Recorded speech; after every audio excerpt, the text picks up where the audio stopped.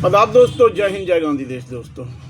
दोस्तों ईद शायद 20 तारीख की है या 21 की है। 5 दिन ईद में है, 4-5 दिन। मैं पश्चिमी दिल्ली की बात करूंगा। पश्चिमी दिल्ली में आपको पता है, होली वाले दिन उत्तम नगर में एक इंसिडेंट हो गया, हादसा हो गया और आपसी झगड़े में एक व्यक्ति की, एक नौजवान की जान चली गई थी। इत्तेफाक से एक पक्ष हिंदू था, एक मुस्लिम था।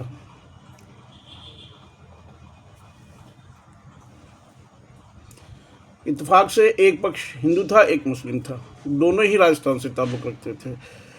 अब उस बात को कम्युनल रंग दिया जा रहा है लगातार। विश्व हिंदू परिषद या बजरंग दल या आरएसएस से संबंधित संगठन, ये सब जो हिंदुवादी संगठन है, ये मैदान में आ गए हैं और मेट्रो स्टेशन और थाना उत्तम नगर के पास हंगामा मचाए रहते हैं और बार बार प्रशासन पे दबाव डाल रहे हैं। प्रशासन भी इनके दबाव में लगभग आ रहा है। हालांकि पुलिस काफ़ी संतुलित काम कर रही है, लेकिन सरकार बीजेपी की है तो प्रशासन का दबाव में आना साफ दिखता है और ये हो भी रहा है। एमसीडी ने वहाँ बजरंग दल वालों की या ये हिंदुवादी संगठनों की मांग पर जो आरोपी था, जिसके हाथ से झगड़े में ये मौत हुई, उसके घर को गिराने का जो एक्शन लिया और घर में छज्जा वगैरह ये काफ़ी गिरा दिया। इससे पहले घर को रात को लूट लिया होली के दूसरे दिन, और वहाँ बहुत से लोग मौजूद थे, जिम्मेदार लोग, बहुत से ऐसे लोग थे जो समाज के सम्मानित और अग्रणी लोगों में से हैं। उनके सामने घर लूटा गया और सब तमाशा देखते हैं। पुलिस के सामने भी घर लूटा रहा था। तो जांच एक तो उसकी होनी चाहिए। दूसरा, लगातार सोशल मीडिया इस मामले को बदरंग करता रहा है। पत्रकारिता के नाम पे ऐसे ऐसे जो यूट्यूब चैनल आ गए हैं जो आरएसएस से संबंधित हैं, विश्व हिंदू से, बजरंग दल से संबंधित है या नफरत फैलाने का काम करते हैं। ये लोग कनॉट प्लेस में भी खड़े रहते हैं शाम के टाइम। ये लोग लाल किले के सामने, लालपुरा मार्केट के बाहर भी खड़े रहते हैं।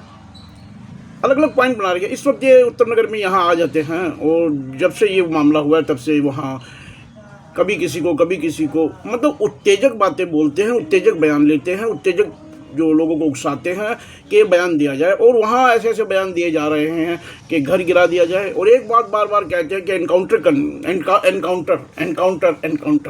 और ये भी बार बार कह के आप एनकाउंटर चाहते हैं। ये पत्रकार जो आग लगा रहे हैं, हम लोग डीसीपी से मिले थे और उस वक्त भी हमने इस बारे में उठाया था कि ये सोशल मीडिया में जो लोग हैं और ये बिल्कुल मामले को ख़राब कर रहे हैं और इसमें चिंगारी डाल रहे हैं। तो एक तो इन पे अंकुश लगाना बहुत ज़रूरी है।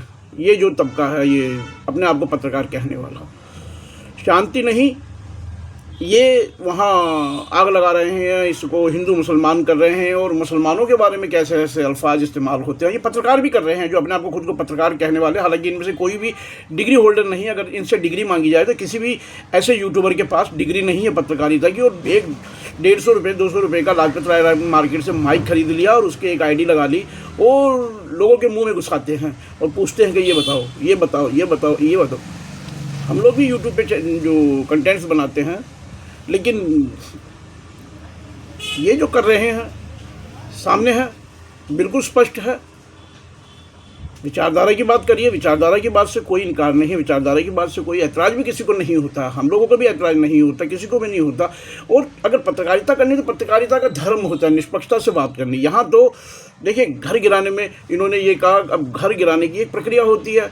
अब नोटिस देनी है, डेमोलेशन भी करना है, अवैध कंस्ट्रक्शन का डेमोलेशन करना है, तो उसका भी एक तरीका है।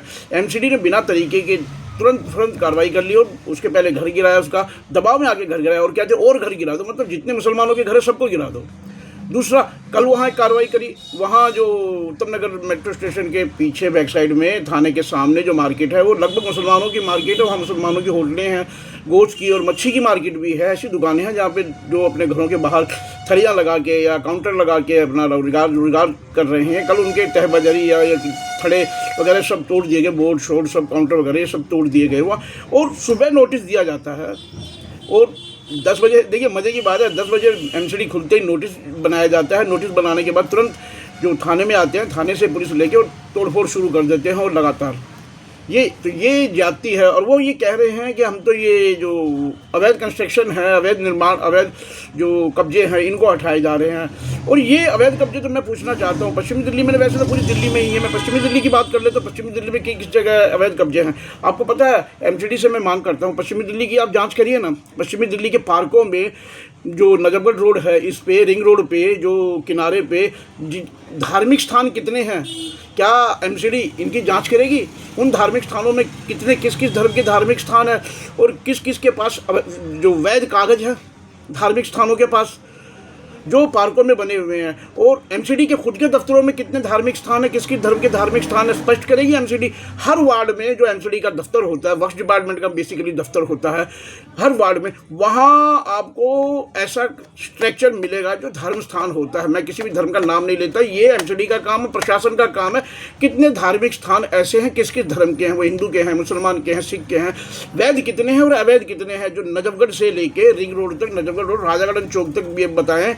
पश्चिमी दिल्ली की बात कर रहा हूँ, पूरी दिल्ली की हम बाद में बात करेंगे, पश्चिमी दिल्ली की बात कर रहा हूँ, और रिंग रोड से मैं बता रहा हूँ, आउटर रिंग रोड में बता रहा हूँ कितने ऐसे हैं। मैं चिन्हित करूँगा उनको तो एक अलग जो उसमें वाद विवाद हो जाएगा, लेकिन आप नजफगढ़ से शुरू करिए, चलिए उत्तम नगर से शुरू कर लीजिए, चलिए आप जहाँ बैठे हैं वहीं से शुरू कर लीजिए, उत्तम नगर से। उत्तम नगर बिल्कुल मेट्रो स्टेशन के पास आप जाइए, उससे आगे थोड़ा और जाएंगे, सुभाष नगर के पास जाएंगे, वहाँ देखिए हैं, और टैगोर जो सुभाष नगर से आगे थोड़ा आगे जाएंगे 200 कदम पे टैगोर गार्डन मेट्रो स्टेशन के पहले वहाँ देखिए। उसके बाद फिर थोड़ा आगे आप आइए, राजा गार्डन चौक पे देखिए, उसके बाद आप मोती नगर चौक पे देखिए। इसी तरह जो आउटर रिंग रोड है, इस पर लगातार आप जाते रहिए, देखते रहिए कहाँ कहाँ कितने रिंग रोड पे, और पार्कों में हरिनगर जो डिपो की तरफ रास्ता जाता है, वहाँ पार्कों में कितने जो स्ट्रक्चर अवैध हैं आप देखिए, किस किस धर्म के हैं। ये एक लिस्ट, सूची बनानी चाहिए एमसीडी को, और ये अवैध निर्माण जो हैं धर्म के नाम पे जो बने हुए हैं, चाहे किसी भी धर्म के हो, इनको भी तोड़ा जाना चाहिए।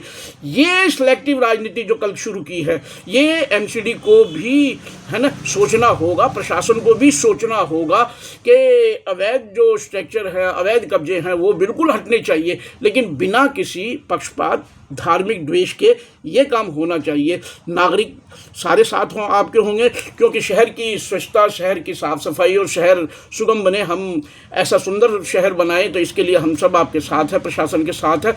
लेकिन प्रशासन को ये जवाब देना पड़ेगा, जिस तरीके की ये सिलेक्टिव राजनीति करती है, सिलेक्टिव कार्य करती है, और ये सरकार के इशारे पे जो काम किया जा रहा है, इस सरकार के इशारे पे जो काम किया जा रहा है, इसका जवाब तो देना पड़ेगा ना आपको, और बिल्कुल देना पड़ेगा, आज नहीं तो कल अदालत में देना पड़ेगा।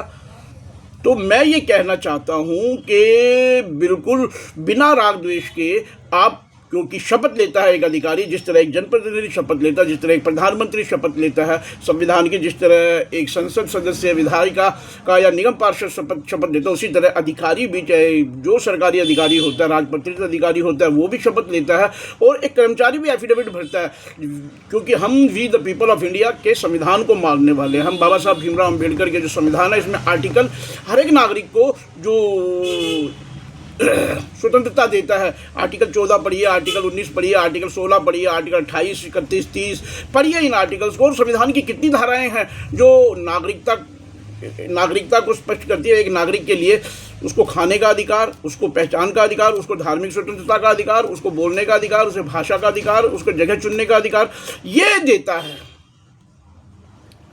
तो इस ओर ध्यान देना होगा, क्योंकि ये इस देश में बीज बोया जा रहा है, ध्रुवीकरण पैदा किया जा रहा है, और ये जिस तरीके का माहौल हम देख रहे हैं, और लगातार पिछले 10-12 दिनों में तो ये आसपास का माहौल, पश्चिमी दिल्ली का माहौल हमने ऐसा कभी नहीं देखा। लेकिन अब ये कहा जा रहा है, कुछ गुंडे आते हैं और ये कहते हैं हम ईद के दिन खून की होली खेलेंगे।